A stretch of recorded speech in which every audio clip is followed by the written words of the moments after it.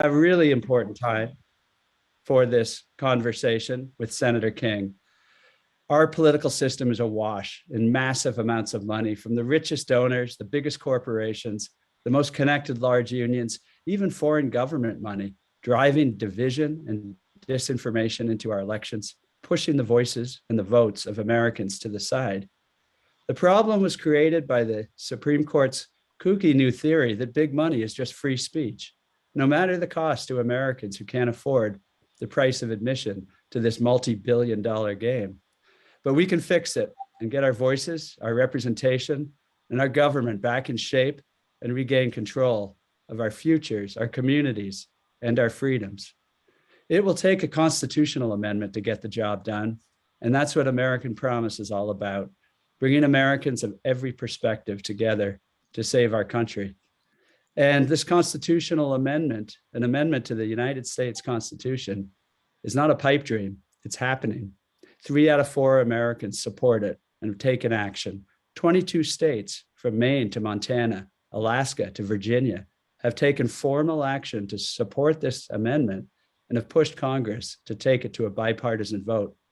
The American Promise constitutional amendment to combat corruption and give all Americans freedom of speech and a voice in our government was introduced earlier this year with Republican John Katko joining Democrats Jamie Raskin, Ted Deutsch, and Jim McGovern to lead and introduce it in the House. And just 2 weeks ago, Senator Jeanne Shaheen of New Hampshire introduced this For Our Freedom, Democracy for All Americans constitutional amendment in the US Senate. And with me today is Senator Angus King. He's an independent from the state of Maine, and he's been a leader of this urgent repair to our republic since he arrived in the Senate and even before. Angus King is Maine's first independent United States Senator. He served since 2013. Senator King previously served 2 terms as an independent governor of Maine. For a second term, he was reelected by one of the largest margins in Maine's history. Senator King serves as a member of the Armed Services Committee in the Senate, the Select Committee on Intelligence, the Committee on Energy and Natural Resources. The late Senator John McCain called Senator King one of the most serious and hardworking members of the Senate. So we will begin as soon as the senator gets here, and I'm hoping his staff will give us the sign, and we'll be watching for Senator King. He's coming from, of course, an important meeting in the United States Senate, and will be with us momentarily. In the meantime, I want to introduce our American Promise chapter leaders with our Maine effort. There's a lot going on in Maine and every state in the country. You can join the work if you are not already involved at americanpromise.net. But let me first introduce one of our chapter leaders. American Promise is citizen driven. It's leveraging the immense and critical efforts of volunteers all over the country. We don't care what your party is. We don't care how you want to vote, as long as you want to put the voices of Americans first and help move this cross-partisan national effort forward. You're most welcome at americanpromise.net. Amy Cartmell is a mother. Her family and her business are in Freeport, Maine. She's manages and runs one of the best realty firms in the state of Maine, I will say, Keller Williams, Cartmell Associates. Hi, Amy. How are you? Hi, Jeff. I'm fine, thanks. Let me ask you, what brought you to American Promise? Well, I think what it is that, as you mentioned, I'm a mother and a business owner. And so I actually feel that my time and energy is actually somewhat limited. And I felt like there were so many issues out there that I would have liked to work on. And I actually had trouble paring it down, where would I like to put my efforts? And so it dawned on me that really working with American Promise is the way to work on every issue at once, because really election spending and big money in politics is working to drown out the voice of the individual. So what better way to work on nearly infinite issues at once, but then to work at the root of the problem? Yeah, and you've done some amazing work in Maine. Maine faced a $200 million United States Senate race, and you've just been, you and all of the Mainers across the political perspective, getting involved in this effort have just been wonderful. We have Senator Angus King with us. Good morning, Senator King. We have introduced the topic. We have introduced you, and you are right on time, and we are so glad to see you, Senator King. Welcome to this American Promise conversation. Glad to be with you. Sorry to be late. I was in a meeting with the head of NATO, which was kind of an interesting discussion. Talking about I hope I Afghanistan. didn't interrupt. That is an important discussion. No, as well. I got my questions in, so it's all good. Okay. Well, I'm very glad, and thank you again for joining us. We have a Zoom audience here. We're broadcasting live on Facebook across the nation. We know we have a lot of Maine folks with us as well, who I'm sure will have questions for you. And I know you have a very busy schedule, so let's dive right into it. I have introduced the topic of the American Promise constitutional amendment, really a constitutional amendment proposal for every American, and what just about every American wants is some reasonable regulation of the out of control money in our political system that is just driving Americans apart, driving our voices out, and really damaging our Republican form of government. Senator King, I know you have been a supporter of this constitutional amendment from the beginning. I remember when you were running in 2012, I was at the Portland Chamber of Commerce debate, and the candidates were asked, raise your hand if you support a constitutional amendment to enable Maine and other states in Congress to have some reasonable regulation of the flow of money into our political system. Angus King, then a candidate, former governor of Maine, independent, raised both hands and a very enthusiastic endorsement. He's been a leader of the constitutional amendment proposal that has now been introduced again in the Senate. He's leading the charge now. Senator King, why is this constitutional amendment so important to you? Well, it's a question of whether the first line of the Constitution should be "we the people" or "we the rich people." Our whole system is based upon the principle that the people are in charge, and that means everyone. And we've developed this bizarre system that allows gigantic amounts of money to flow into the political system without any accountability. I think it was Barney Frank said that we're the first society in human history to think that people will give away large sums of money and expect nothing in return. It doesn't pass the straight face test. The other piece, in addition to the constitutional amendment, that I've always been very supportive of is disclosure, which the court in Citizens United explicitly left open the opportunity or the option for disclosure of these amounts. The court, I thought, made a ridiculous decision, and it was based upon this premise that, as I say, large sums of money would not have any quid pro quo effect, which just flies in the face of human experience. But it did say, of course, the Congress may provide for disclosure. And years ago, everybody, even Mitch McConnell, was in favor of disclosure, and now he's not. And it's become a partisan issue. Although this past election, interestingly enough, my understanding is there was more Democratic dark money than there was Republican dark money. Maybe Mitch McConnell will change his view if that continues to be the case. But the point is, and again, the simplest way to explain it is if you give $100 or $200 to my campaign, I have to report your name, address, occupation, contact information. Yet if you form a super PAC or some kind of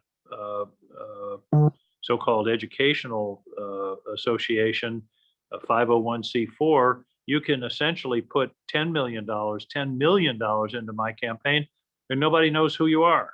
The names are kept confidential.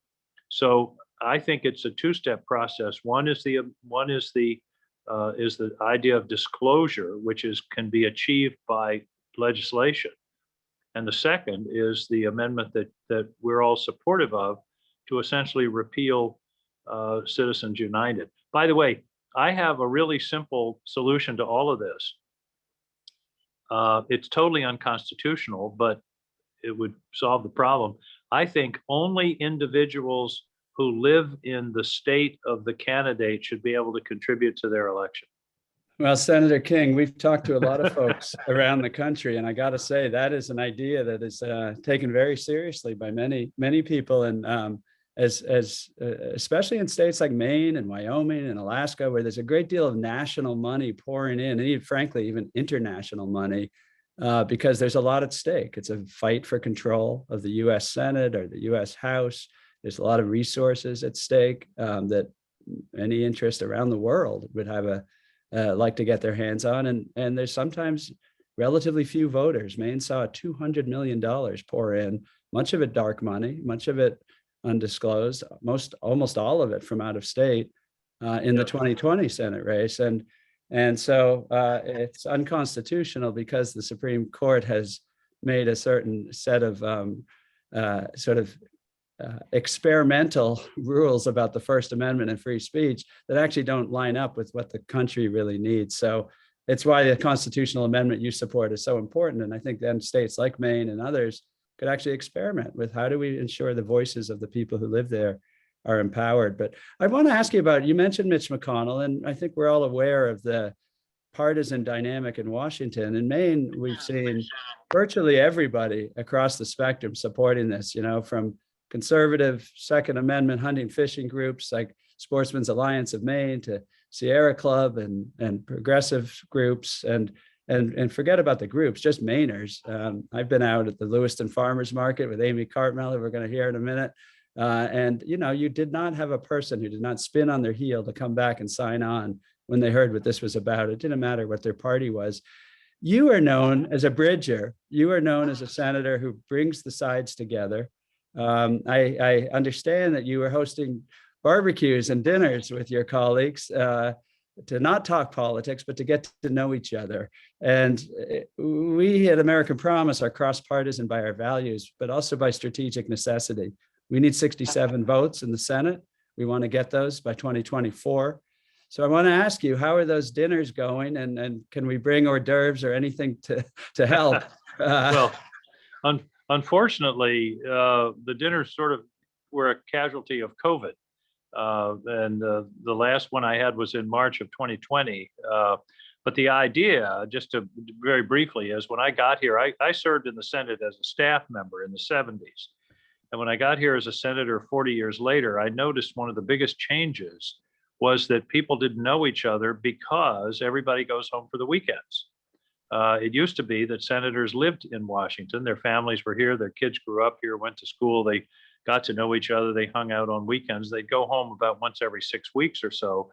Now everybody goes home every weekend. And the result is a real lack of relationships and relationship building. And if you don't have relationships, you don't have trust. And if you don't have trust, you can't compromise. I've literally been standing in 4 or 5 person little meetings and seen it break down because of a lack of trust. This sounds like a good idea, but I think Schumer's trying to put something over on us. Or I'd agree with this, but Mitch McConnell's behind it and I can't support it. I mean, that the lack of trust is one of the things that really undermines this place. The problem that I see is that we're now into a time when power and party politics are everything. We're living in it right at this moment where our Republican colleagues, led by Mitch McConnell, are blocking solving the debt limit problem, which heretofore, it's been batted back and forth, but I voted to increase the debt limit, I think 2 or 3 times during the Trump administration. And now, and I can discern no political purpose for this other than just to squeeze the Democrats. That's all this is about, is so the Republicans can go home and say, we voted against more spending, which isn't true, by the way. They voted for most of the spending that we're talking about. And it's just pure unadulterated can this help us win the next election? And that's the problem with solving this this amendment, is that the Republicans are taking the position that we're not going to do anything to upset the gravy train of dark money, and they're just not going to do it. So you've got to build a national coalition, particularly among Republicans, to say, look, this is harming the country. This isn't a partisan issue, and point to this election. If I'm correct that more dark money came from the Democratic side, again, this is a pragmatic call by Mitch McConnell, and maybe he'll say, oh, well, this, we no longer have a big advantage on the dark money side. Maybe we better try to fix this and neutralize it. But I wish I could say that sweet reason would carry the day, but this is very pragmatic about who will control the Senate in 2 years, who will be the president in 4 years, and I'm just being honest with you. I don't see. I don't see any prospects of them breaking ranks. Yeah, we understand the problem, and I think the Supreme Court and Citizens United was awfully naive. None of them had ever run for office, in contrast to Sandra Day O'Connor or Chief Justice Warren. There's just a disconnect from the reality of how politics works on the Supreme Court nowadays, and I think it's led to the problem. But American Promise, we're not naive, and we have Republicans on our board. We have Republicans in our members. We have Republicans in our chapters, Democrats, Republicans, independents. We really don't care how you vote if you want to solve this problem. And I can tell you, we are seeing in the states, first, deep frustration with what you describe in Washington. Everybody knows the game, and it's not a fun game for Americans to watch. And you're right about Democrats spending big money as effectively, often more effectively, often more undisclosed than Republicans. It's a bipartisan problem. You can see the report we did on the Maine's $200 million Senate race 2 years ago in the chat. If you're watching on Facebook Live, go to AmericanPromise.net, pick that up. And we document this is a bipartisan problem. And we are seeing that actually is breaking for us in the right direction, because now how much of the 200 million in the Maine Senate race was outside money as opposed to candidate raised money? The vast majority, I'm somewhat winging it here, but I would say roughly 2 to 3, two-thirds of it from outside money, super PACs and so forth, about a third plus in the party of the actual campaign spending. The outside money, and you can see the actual specific number in the report for the details. And the actual outside money also had dark money, both party super PACs run by the Senate Majority Leader Chuck Schumer and the Senate Minority Leader Mitch McConnell's teams. Each had entities that were not disclosed that brought money into Maine. So I think the question we'd like to see in Washington is we know the problem in the states. Americans are uniting behind this. We have Republican advocacy.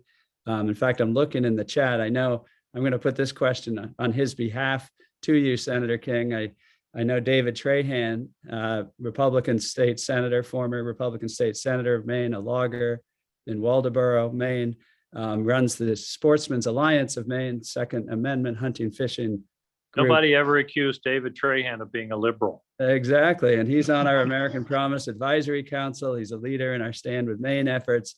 Our title of the Maine report on the Senate, Under the Avalanche, came from something he said. He joined us after seeing what was going on. He's deeply concerned. He supports this amendment. He said, it's like here in Maine, we're under an avalanche. Nobody can hear us, and we can't hear each other. And I think, he's certainly rolling up his sleeves to help this. And I think the question that he'd put to you, he's at the Freiburg Fair, so he said he may not be able to get onto this, is what can he do? What can folks in Maine do that can actually help move the partisan dynamic? And that includes helping at your dinners. We can get those going again if need be. Well, listen, there's one thing sort of on the immediate horizon, and that is in the new I think it's called Freedom to Vote Act or Right to Vote Act that that a group of us with Joe Manchin and others negotiated this summer, that I think is going to come to the floor in the next week or two. The Disclose Act is in that bill. The disclosure of the dark money, and that's a step in the right direction.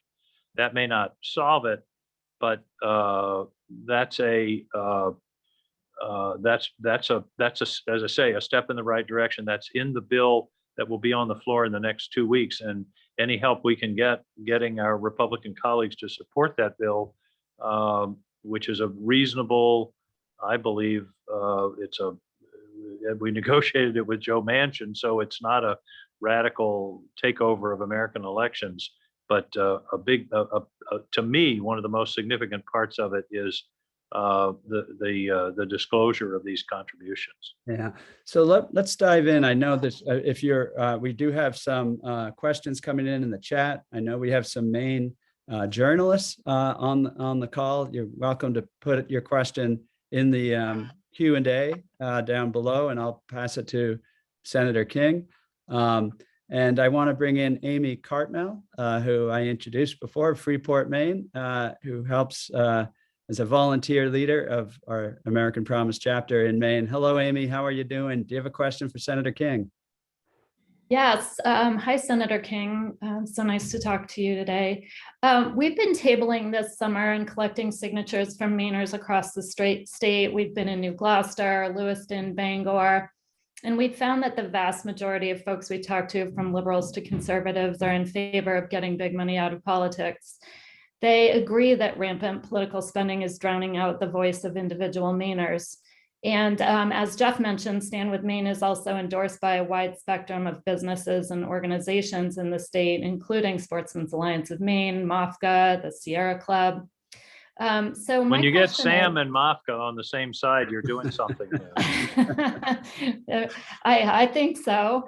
My question is, what could or should we be doing to catch the attention of our other elected officials in Washington in order to shine a light on this issue and convince them that Mainers want election spending reform? Anything in particular that you think we'd be best off to place our efforts? Well, I think a couple of things. One is to do the analysis that apparently you've already done of the 2020 election about where the money came from, and just, you know, make the case in a dramatic way. Before 2020, I talked about the New Hampshire election, which the Senate election, Kelly Ayotte, Maggie Hassan, was $130 million spent, and only 30 of that came through the two candidates. 100 was outside money. That gets people's attention. And I think the other thing which is what you're already doing, is building a grassroots support and petitions and letters and those kinds of things. You know, you have to be in touch with your representatives, and you can send them to me, but you already got me. So you don't have to work too hard to get me, but maybe some other members of our delegation need to hear what you're learning from Maine people. Yeah, and we're grateful for your support, Senator King. Thank you, Amy. And we have our Maine members, our Maine leaders have met with Senator Collins, all of the Maine delegation. And, you know, there's a Maine resolution that actually called on Congress to pass this amendment and work together across partisan lines. I have a couple of different variations of this question coming in from Maine folks. And actually one special New Hampshire guest, if you'll permit it, but there's several of these questions from Maine as well. State Senator Jim Rubin's a Republican in New Hampshire, was actually in the primary in the 2016 race against Kelly Ayotte in the Republican primary. He experienced that race firsthand. It's when he joined our board after that $150 million election in New Hampshire, and that probably would not make the top 10 for 2020 and what's coming in 2022 and 4. So the question from him and Henry Laughlin and other Mainers is you know, can you, without disclosing confidential information, have you been talking with your Republican colleagues about what might be a different way of calling this amendment for our Freedom Amendment, and an amendment to secure federalism and the ability of states to protect elections? Sometimes it's the conversation, and there's no one like an independent from Maine to have those conversations. Again, without disclosing any information that's confidential, have you had those conversations? Do they help? Can you share a little bit of the sort of your inside perspective, Senator King? Well, I can't.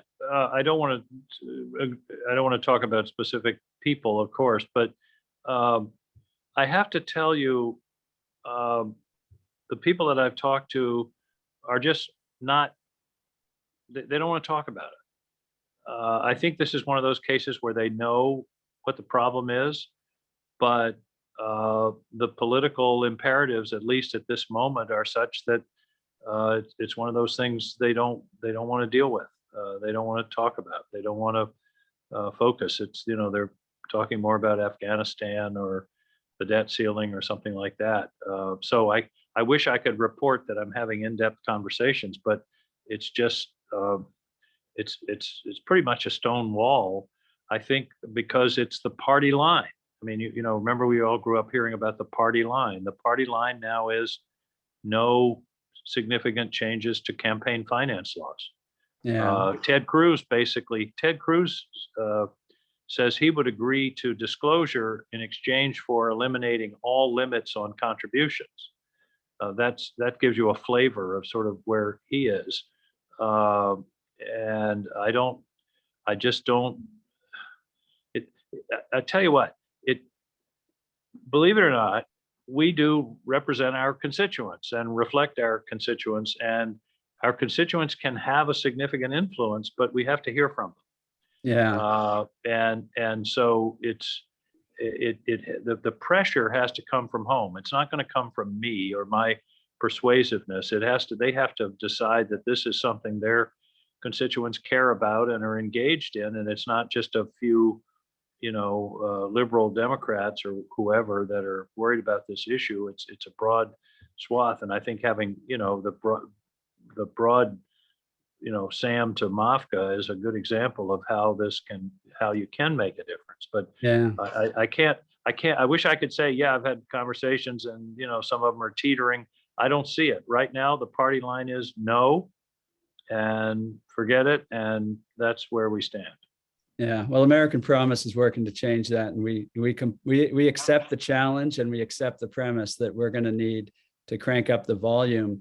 That's how we work in the states. We're seeing the effect in the states as Republicans and Democrats and independents in the states, as they have in Maine, unite around this, and we'll bring that to bear in our Congress. And thank you for your help. We do have one. There's one other approach to this. And that is to bring pressure on the candidates to agree to not take this money. Yeah. When I first ran in 2012, Elizabeth Warren and I think it was Scott Brown actually had an agreement. They signed an agreement that they wouldn't accept outside money, and if they did, they had to give it to charity or something like. I can't remember how it actually worked, but that's another option. The candidates can say we're not going to play in this game, but both of them have to agree to it. And the other problem is, how do you enforce it? Because this money, as theoretically is independent of the candidates. And by the way, there was outside spending in my first campaign in 2012 on my behalf, so I've got to acknowledge that. But I proposed in that campaign a similar agreement that nobody would take it, but my opponents wouldn't agree to that. So, well, that's the problem, Senator. The last time there'd been an agreement was the Senator Warren race in 2012. Since then, we've had close to $100 billion in spending. All of it outside is totally out of control. I want to bring in one more constituent of yours, born and raised in Madawaska, now runs one of the most prominent, and again, I'd say one of the best accounting and tax practices in the state of Maine and well beyond, Pete Dufour, Dufour Tax Associates. Hello, Pete. You got a question for Senator King, who just has a few more minutes of his time, I believe. So fire away, Pete. Yeah, thank you, Jeff. Thank you, Senator King. I'm a big fan, fellow independent. I appreciate the work you're doing in Washington. Thank you. You actually answered my question during the course of this conversation, but what I'd like to say is, as a small business owner, I can tell you this flood of campaign money has had a negative impact on small business owners, to the extent that the interests are focused on larger businesses. Oftentimes it's to the detriment of smaller businesses like ours. And it even carries over into things like tax policy, which I'd love to have a cup of coffee with you sometime and bend your ear about my thoughts on that. But to the extent we can stem this tide, I think it's going to have a really good impact on people like me, whose voices have been drowned out for the past few years, I feel like. And I just don't feel like I can amplify my voice enough to compete with big businesses and these other deep pockets. So Pete, thank you for your work. I really I appreciate it. couldn't agree with you more. It's literally a thumb on the scale of democracy that drowns out the voice of ordinary people. And to me, as I mentioned, the starting point is disclosure. I think Maine people deserve to know who it is that's trying to influence their votes. You can't go to a Maine town meeting with a bag over your head. You know, the source of the information is part of the information. So, and disclosure is something, you know, a constitutional amendment is really hard. It takes 2/3 in the Congress. You've got to go through the states. It's a long, arduous process. I agree that we ought to be doing it, but in the meantime, the disclosure requirement is something that we could do by statute here in the Congress. And I'm hoping that maybe the recent developments, at some point, this flood is going to become so obvious and inimical to our democracy that maybe members of Congress will be responsive to it. But I agree with you. It really is a imbalance in the democratic system. Senator King, thank you. I again will call to everyone's attention in the chat. Please read the report under the avalanche of the 2020 election in Maine, $200 million. Much of the money perfectly disclosed, but coming in massive amounts, multi-million-dollar contributions from out-of-state interests. And without limits, there is no limit. And God knows, Senator, what you're up in 2024. If you and as we all hope, choose to run again. But there will be candidates in that race, and Maine's $200 million race did not break the top 5. It is now a norm of multi-$100 million races for the U.S. Senate, and no end in sight without a constitutional amendment. So read the report, sign up at americanpromise.net. Senator King, you have the last word, and we all thank you for your time this morning. You've been very generous with your time. We were going to wrap it at 1:30, and we've taken you over that. So I'm going to give it to you.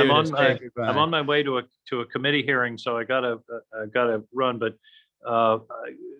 bless you for what you're doing. I mean, you're striking a blow for democracy. This is never something that the framers thought of or intended. And I just think we've just got to keep fighting this battle until the public has to rise up and say no more. And that's exactly what you're doing, is mobilizing the public, a variety of groups. I got to tell you, and I've said this several times, but it gets my attention when you have Sam and MAFCA and League of Women Voters and a variety of groups that are involved in this. That's what sort of wakes people up, when you have it's not all just the usual suspects.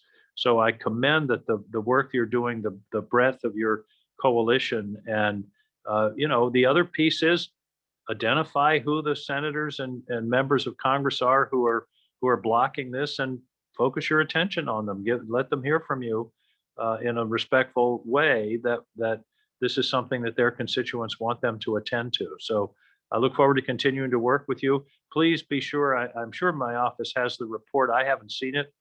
Please be sure I get the report under the avalanche. I'd like to see that.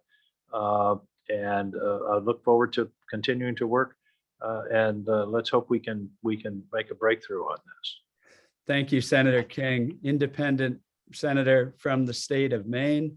Very grateful for your time. We will very much look forward to working with you and all of your colleagues as well to do this big, urgent constitutional amendment needed for America to put our voices back in the game and get control of all of the money flowing into the system. I want to share with everybody a few more links. First, there is a ballot initiative coming in Maine to take on the problem and have foreign government money prohibited, as well as double down on the Maine constitutional amendment resolution of American Promise and putting teeth in it to bring that kind of pressure, respectful but insistent, to all of the United States Senate and House members from the state of Maine. You can sign up to volunteer for Election Day signature gathering to help put that ballot on the state of Maine 2022 ballot. We're going to put that in the chat right now. And you can, our Protect Maine Elections campaign will be in touch with you if you want to do that. The report under the avalanche link is in the chat. Around the country, sign up at americanpromise.net/join-us, or just go to americanpromise.net and sign up. In Maine, if you're not already on the Maine campaign, americanpromise.net/stand-with-Maine, or just go to americanpromise.net, check out your state on our map and click on Maine. And we are grateful to all of you for joining us today, and would look forward to seeing you all again. Senator King, again, thank you so much. Thank you. Have a Thank you. great day. Take care, Good night. everybody. See you later. Good day. Bye-bye.